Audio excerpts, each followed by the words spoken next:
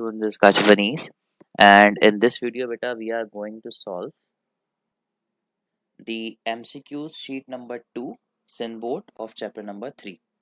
चले जी आ जाए देखते हैं। शीट नंबर 1 की वीडियो आपको मिल चुकी होगी मोस्ट प्रोबेबली। अब शीट नंबर 3 की वीडियो जो है वो आपको मिलने जा रही है। अच्छा बेटा, अब इसमें अगर हम देखें तो कहा ही जा रहा है sheet of paper can withdrawn from under a bottle of milk without dropping it. एक बॉटल है, उसके नीचे पेपर रखा है, उसको आपने उस पेपर को खींचा है लेकिन बॉटल ड्रॉप नहीं हुई। अब इसमें ऐसा क्या होगा? This is an example of, अच्छा जी, बॉटल का ना हिलना अपनी जगह से। हालांकि जो नीचे वाला पेपर है वो बहुत जल्दी से मूव कर रहा है, बॉटल को रोक कौन रहा है? If the paper is jerked out quickly, this is an example of inertia. Bottle का रुक जाना एक जगह पे, यानी कि अपनी स्टेट को चेंज ना करना, वो उसके वजन की वजह से, जिसका नाम होता है इनर्शिया। ठीक है जी। If the velocity of a body changes it may be termed as, अगर velocity of a body change करे it may be termed as acceleration भी हो सकता है, डिसेलरेशन भी हो सकता है। यहाँ पे डिसेलरेशन लिखा तो हम ये लिख देंगे। Inertia of a body is the measure in terms of mass. Inertia का मतलब होता है मास, समझ जाए, यानी कि जिस बॉडी का जितना ज्यादा मास होगा उसका उतना ही ज्यादा इनर्शिया भी होगा। ठीक है बेटा। Two bodies are moving in opposite direction with speed v, what is the magnitude of their relative velocity. अच्छा जी, अगर दो बॉडीज जो है एक दूसरे की तरफ अपोजिट डायरेक्शन से जो है आ रही है उस तरह से, तो मैंने वीडियो में भी बताया था, जब हम लोगों ने लाइव क्लास ली थी, रिलेटिव में हमेशा एक कॉन्सेप्ट याद करें, अपोजिट डायरेक्शन में स्पीड ऐड होती है और सेम डायरेक्शन में बेटा जो स्पीड्स होती हैं वो हो जाती हैं सब्ट्रैक्ट। ठीक है, तो अगर वहाँ पे दोनों अपोजिट से आ रही हैं तो रिलेटिव का जो आंसर है वो हो जाएगा 2b। ठीक है जी। A car starts from rest and travel forward with a constant acceleration. Which of the following statement is true? Car start rest से कर रही है और फॉरवर्ड कर रही है कांस्टेंट एक्सीलरेशन। जहाँ कांस्टेंट एक्सीलरेशन का मतलब उस बॉडी के अंदर एक particular amount of speed add होती जाएगी। फॉर एग्जांपल अगर एक्सीलरेशन 2 है तो हर थोड़ी थोड़ी देर बाद, एक एक सेकंड के बाद उसमें 2 का इजाफा होता जाएगा। तो उसका मतलब जो इंजन है, जो गाड़ी को खींच रहा है, वो तेज काम कर रहा है, वो तेज बढ़ रहा है। तो power delivered by engine decreases, momentum of the car remains constant, power delivered by engine increases, या power deliver by the engine remains constant. अब देखिए इन दोनों में खेल है। इंक्रीज करेगा तभी तो एक्सेलरेशन लगातार आती रहेगी उसके अंदर। अगर गाड़ी की एक्सीटर आप एक ही जगह पे छोड़ दें तो एक वक्त आता है गाड़ी बढ़ते बढ़ते बढ़ते एक ही स्पीड पे आ जाती है, लेकिन अगर आप उसको लगातार एक्सेलरेट कर रहे हैं तो वो आगे जाती है। तो इसका मतलब इंजन की जो पावर है वो इंक्रीज हो रही है। तो ऑप्शन हो जाएगा सी। ठीक है जी। A train is brought to sudden stop it, its acceleration is reduced to zero, velocity is reduced to zero, aviation is reduced to zero, या none of these। अगर किसी ट्रेन को रोक दिया जाए तो बेटा ऑटोमेटिकली उसकी जो वेलोसिटी है वो क्या हो जाती है? जीरो हो जाती है। एक्सेलरेशन हमेशा नेगेटिव रहती है, पहले वेलोसिटी जीरो होती है, फिर जो है उसका चेंज जीरो होके एक्सेलरेशन जो है जीरो होती है, तो वेलोसिटी जीरो हो जाएगी। अ body is moving with constant velocity it be, अगर एक बॉडी जो है कांस्टेंट वेलोसिटी से मूव कर रही है, ठीक है, तो इसका मतलब क्या डायरेक्शन चेंज होगी? डायरेक्शन चेंज होता है वेलोसिटी चेंज होती है, एक्सीलरेशन में भी वेलोसिटी चेंज होती है। सर्कल में तो डायरेक्शन चेंज होती है तो वेलोसिटी चेंज होगी, लेकिन अगर बॉडी इक्विलिब्रियम में है तो इक्विलिब्रियम में एक्सीलरेशन जीरो होती है, और जब एक्सीलरेशन जीरो हो तो स्पीड हो जाती है कांस्टेंट। ठीक है बेटा, चलें आगे चलते हैं। A body is accelerated from rest to a certain distance and then decelerates up to a certain distance. Which of the following shows the above graph? देखिए सारे वेलोसिटी टाइम ग्राफ है। शुरू में एक्सीलरेट कर रहा है, तो अगर मैं इसका ग्राफ आपको यहाँ पे बना के दिखाऊं तो आपके बात समझ में आएगी। जो वेलोसिटी टाइम ग्राफ होता है ना बेटा, जब गाड़ी एक्सीलरेट करती है तो स्लोप बढ़ता है, जब डिसेलरेट करती है स्लोप कम हो जाता है। अब मैच कर लेते हैं किससे काम कर रहा है, तो एक ही है, सी। ठीक है जी। अच्छा जी, two free falling bodies, one having 10 kilogram weight और टू दूसरे का है 20 kilogram weight, are drop from the same height at the same time, air resistance is neglected. Which of the following statement is true? Both have the same potential energy, कह सकते हैं, लेकिन masses की वजह से फर्क पड़ेगा। Both fall with same acceleration, both have same speed just before striking the ground, नहीं, सब कुछ अलग होगा, लेकिन जब दोनों गिरेंगे तो दोनों के गिरने की एक्सेलरेशन जो है वो जी के बराबर होगी। तो उसमें सिर्फ एक ही स्टेटमेंट जो है वो सही तरीके से जो है काम करेगी, जो है कौन सी? Both will have same acceleration. ठीक है बेटा। अच्छा, इसके जो ऑप्शंस हैं इसके अंदर लाजमी तौर पे एक मसला है, खैर हम इसको दोबारा से पढ़ लेते हैं। Both will have same potential energy at the top, दोनों के अंदर सेम एनर्जी इसलिए नहीं हो सकती क्योंकि पोटेंशियल एनर्जी होती है mgh, तो मास डिफरेंट है तो पोटेंशियल डिफरेंस हो जाएगी।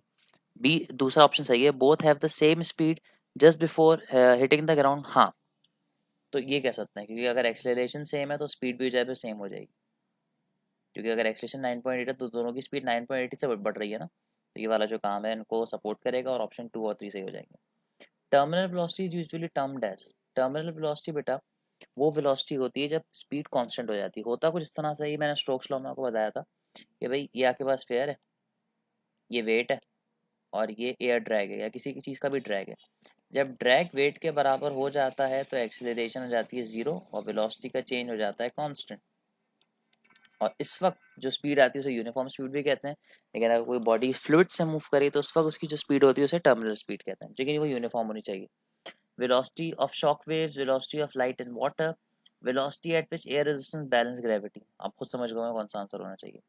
velocity of a falling raindrop attains limited value because of air resistance, viscous force by the air, upthrust due to air।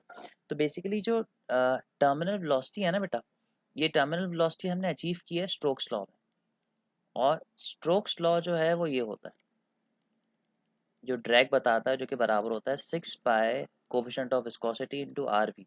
ये जो कोफिशिएंट ऑफ विस्कोसिटी जितना बढ़ेगा उतना ज़्यादा ये ड्रैग फोर्स बढ़ती जाएगी। इसी वजह से मैं कहूँगा ये जो आंसर है वो अप्लाई होगा viscous force exerted by this पे। ठीक है, वैसे तो सारे आंसर इसमें जो है सही हो सकते हैं क्योंकि टर्मिनल वेलोसिटी किसी भी चीज़ की वजह से जा सकती है, लेकिन अगर यहाँ पे स्ट्रोक्स लॉ उन्होंने लिखा होता तो फिर हम इसको कहते हैं कि viscous force by the air, लेकिन उन्होंने इस पे स्ट्रोक्स लॉ नहीं लिखा तो फिर ऑप्शन ऑब्वियस है डी। ठीक है, a penny and paper are simultaneously released from the top of a vertical evacuated tube। evacuated tube पे बात समझें, वैक्यूम है। which of the following statement is correct? penny and paper remained at rest गलत है। penny paper strike the base of the tube at same time सही है। penny strike the base of tube before and so on। देखें, एक experiment है, आप इसकी YouTube पे वीडियो भी देख सकते हैं। जब किसी चीज़ को वैक्यूम कर दो तो दोनों के गिरने का जो रेट है वो सेम हो जाता है क्योंकि दोनों 9.8 से गिरते हैं। दोनों के गिरने के रेट पर ग्रेविटी का इफेक्ट होता है लेकिन उनके वेट का इफेक्ट नहीं होता। हाँ, लेकिन रियल लाइफ में तो वेट का इफेक्ट फील होता है, जो भारी है वो जल्दी नीचे आता है, जो हल्का है वो देर से नीचे आता है।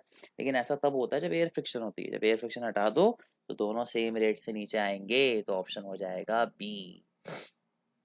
अ body falling freely under the action of gravity has, अच्छा जी, जब कोई बॉडी फ्री फॉल करे, मेरे ख्याल से आपने चैप्टर 6 की वीडियो भी शायद देख ली हो, तो उसकी अपवर्ड ड्रैग फोर्स उसके वेट से बैलेंस हो जाती है अगर एयर रेजिस्टेंस है, और उसको हम कहते हैं वेटलेसनेस या नो वेट कंडीशन। तो आप बता सकते हैं मुझे क्या आंसर होगा। ठीक है, a boy sitting in train moving at constant velocity throws a ball straight up in the air, will the ball drop in his hand? अच्छा जी, कांस्टेंट वेलोसिटी से जो है वो बॉल आगे जा रही है, उसने straight up in the air फेंकी है, तो बेटा ऑब्वियस ही बात है। अगर आप थोड़ी सी लॉजिक यूज करें, दिस इज अ ट्रेन, यहाँ पे था फिर यहाँ पे आया शख्स ने, यहाँ पे बॉल को ऊपर फेंका, बॉल ऊपर गई। ठीक है, अब वो यहाँ चला जाएगा और बॉल जो है बस आगे जाते हुए किया ना, तो बॉल इस तरह से ऊपर जाएगी, सॉरी यूँ जाएगी। और जब वो थोड़ा सा और आगे जाएगा तो बॉल भी उसके हाथ में बिल्कुल सेम स्पीड से गिरेगी। क्यों? क्योंकि इस वक्त जो इसकी स्पीड है ना वो कांस्टेंट है। हाँ, अगर ऐसा होता कि यहाँ पे ये हल्के पहुंच रहा है कि यहाँ से यहाँ तेज पहुंच जाता, फिर तो बॉल पीछे गिरती। लेकिन अगर इसने कांस्टेंट स्पीड से मूव किया तो बॉल जितनी कांस्टेंट स्पीड से आगे जाएगी और कांस्टेंट स्पीड से नीचे आ जाएगी। तो ये दोनों आपस में ड्रैग करेंगे, मिलेंगे एक जगह पे। तो इन हैंड आंसर है सिर्फ इस कांस्टेंट स्पीड से। ये परपेचुअल मोशन कहलाता है। अब आप बोलेंगे सर मुझे कैसे पता, बेटा इस तरह के एक्सपेरिमेंट्स होते हैं जो आप देखते हैं तो आपको आंसर जो है याद हो जाते हैं। और थोड़ी सी लॉजिक भी अप्लाई करें, ऊपर जाते वो 9.8 से कम होगा, मैक्सिमम पे 0 हो जाएगा, फिर 9.8 से बढ़ेगा। ठीक है, अच्छा जितनी देर में वो ऊपर गया वो आगे भी तो गया है और उतनी देर में गाड़ी भी आगे चली गई है, अगर हम एयर फ्रिक्शन को निगलेक्ट करते हैं तो बिल्कुल सिंपल सिनेरियो बनता है। Graph between mass and acceleration is a straight line. अच्छा इसकी थोड़ी सी केमिस्ट्री सीखें। होता कुछ इस तरह से है, हमारे पास अगर मैं यहाँ पर एक्सेलरेशन और मास का ग्राफ बनाऊं तो ग्राफ बिल्कुल बनता है कर्व। लेकिन अगर हम इनमें से किसी एक क्वांटिटी को जो है इन्वर्स कर दें तो इन्वर्स करने से ग्राफ जो है स्ट्रेट लाइन हो जाता है। क्योंकि जब आप फॉर एग्जांपल यहाँ पे वैल्यू 1 थी, फिर 2 थी, फिर 3 थी, फिर 4 थी, लेट्स सपोज, तो एक्सेलरेशन कम होती जाएगी। लेकिन जब उसका इन्वर्स करते हैं तो ये सारी वैल्यूज हैं 0.1 0.2 की फॉर्म में आती है, तो ग्राफ का डिफरेंस इतना कम हो जाता है कि वो बिल्कुल स्ट्रेट लाइन हो जाती है। ठीक है, तो कौन सा जी, a is proportional to 1/m। Swimming is possible, बेटा पहले रॉकेट वाला सवाल पूछा गया था बहुत ज़्यादा, मैंने हमेशा उस पर ही जवाब दिया था कि भाई जब भी प्रोपल्जन हो, मूवमेंट हो, हमेशा थर्ड लॉ काम करता है। ठीक है, the variation of speed, sir ये ग्राफ है, इसमें कह रहे हैं कि सबसे ग्रेटेस्ट एक्सीलरेशन कहाँ होंगे। देखें वेलोसिटी टाइम ग्राफ है। वेलोसिटी टाइम ग्राफ की अच्छी बात ये होती है बेटा कि मैं आपको जो है यहाँ पर एक चीज़ बता चलता हूँ।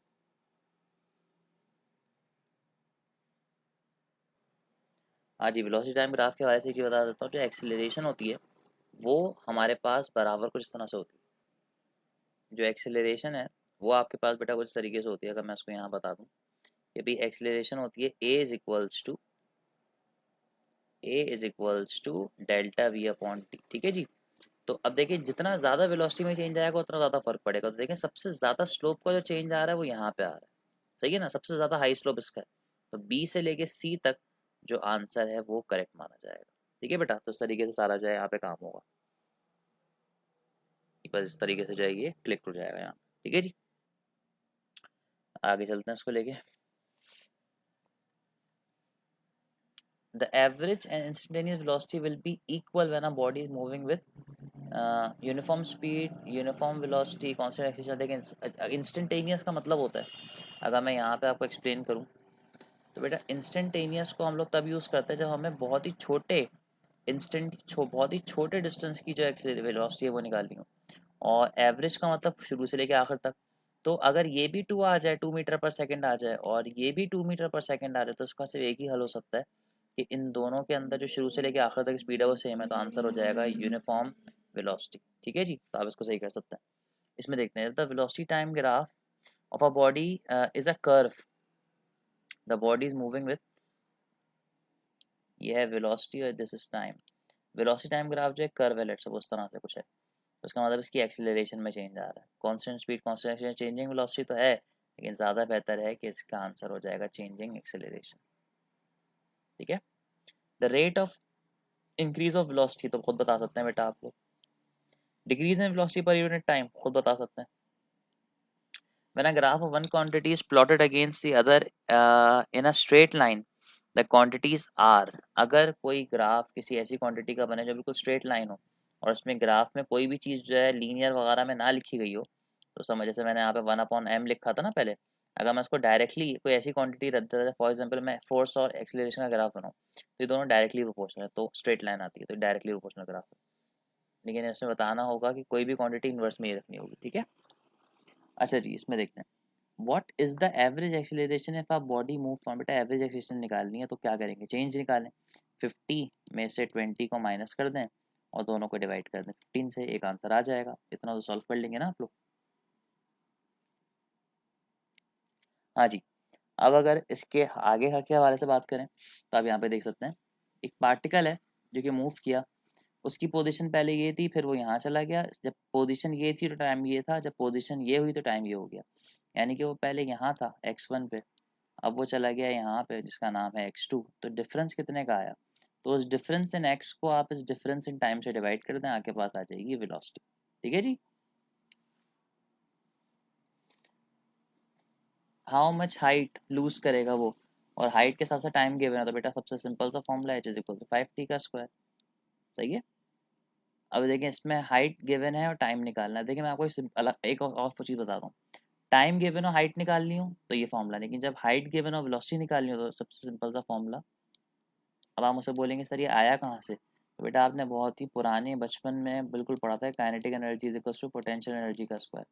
याद है, हाफ एम वी स्क्वायर पोटेन एम जी एच, एम से एम कैंसिल करते सॉल्व करते तो वहाँ से आता था। तो बस आप करेंगे क्या, 2 × 10 × 10, दो 10 है तो एक 10 बाहर आ जाएगा, अंदर बचेगा √2। √2 होता है 1.4, तो आंसर आ जाएगा 14। ठीक है। अब इसमें देखें हाइट निकालनी है और वेलोसिटी गिवन है। ठीक है। थ्रो वर्टिकली अपवर्ड गिवन है, तो अब क्या करेंगे जी। अब मैंने जो कहा बार बार थोड़ी बताऊंगा, वो सब चीज़ें जो एक बार बता दी बस उसको यूज़ करूंगा। अब कहानी को जिस तरह से है भैया यहाँ पे कि आपको अभी जो फॉर्मूला बताया था ये वाला, बस यही यहाँ पे यूज़ कर लेना है। कैसे यूज़ करेंगे अभी देख लेते हैं। अभी हमने जो है यहाँ पर इस बात का डिस्कशन किया था कि v is equals to √2gh होता था। तो अगर मैं स्क्वायरिंग कर लूँ तो ये हो जाएगा v² divide by 2g is equals to h। तो बेटा यहाँ पे v की जगह भी देखें 9.8 आ जाएगा इसका स्क्वायर, और g की जगह भी 9.8। तो अगर आप एक को इससे कैंसिल करेंगे तो ऑटोमेटिकली बन जाएगा 9.8 upon 2 is equals to h। 9.8 को कैंसिल करो तो आंसर आता है 4.9। ये रहा आंसर, नहीं सॉरी ये रहा। ठीक है, इस तरह से इसका सोल्यूशन बड़े आसानी से आप लोग कर सकते हैं और बहुत आसानी से हो भी जाएगा। आगे चलते हैं। एक कार जो है मूव कर रही है एक्सेलरेशन से, 4 सेकंड के बाद उसकी फाइनल वेलोसिटी क्या होगी? वेलोसिटी इंक्रीजेस फ्रॉम 10 मीटर पर सेकंड टू, उसका मतलब ये इनिशियल है और ये फाइनल है। मेरे ख्याल से इसमें हम लगेगी V F is equals to V I plus A T. बस सॉल्व कर लीजिएगा, आसान सा आंसर आ जाएगा आपके पास। ठीक है जी। अब जो है बेटा अगली चीज वो क्या है, एक बॉडी को रेस्ट से स्टार्ट किया, उससे इतना डिस्टेंस कवर किया 0.45 किलोमीटर, इतनी वेलोसिटी उसने एक्वायर कर ली, इसकी एक्सेलरेशन क्या होगी? अच्छा जी, तो इसमें डिस्टेंस और एक्सेलरेशन का जिक्र है ना, तो आपको लगाना पड़ेगा 2as is equals to V F का स्क्वायर माइनस वी आई का स्क्वायर। बस मेरे ख्याल सॉल्व कर लीजिएगा, आंसर आ जाएगा, बस वो कन्वर्ट कर लीजिएगा। ठीक है, कैलकुलेशन मैं इसलिए आपसे करवाऊँ ताकि आपकी प्रैक्टिस हो, मेरी प्रैक्टिस ना हो, वरना अगर मैं सॉल्व करता रहूँगा आंसर्स को तो मेरी कैलकुलेशन अच्छी होती जाएगी एज यूजुअल, लेकिन आपकी कैलकुलेशन पे किसी भी किस्म का कोई फ़र्क नहीं पड़ेगा। तो बेटा थोड़ी सी प्रैक्टिस करें, और जो ना हो कैलकुलेशन का भंड आए, कोई मसला हो तो मुझसे जाए पूछ लें, लेकिन खुद पहले हमेशा ट्राई करें। ट्राई जब तक नहीं करेंगे कैलकुलेशन अच्छी नहीं हो पाएगी आपकी। How many metres will a 20 kg ball starts rest falls freely in 1 second? Simple है, हाइट गिवन है, टाइम पता है। First law of motion is also known as law of inertia, matric की बात है। Unit of inertia, inertia mass को represent करता है। ठीक है, तो मास को अगर मैं फोर्स में कन्वर्ट कर दूं तो उसका यूनिट किससे बराबर हो जाएगा? वेट के। ठीक है, तो इस तरीके से ही काम जो है पूरा चलेगा।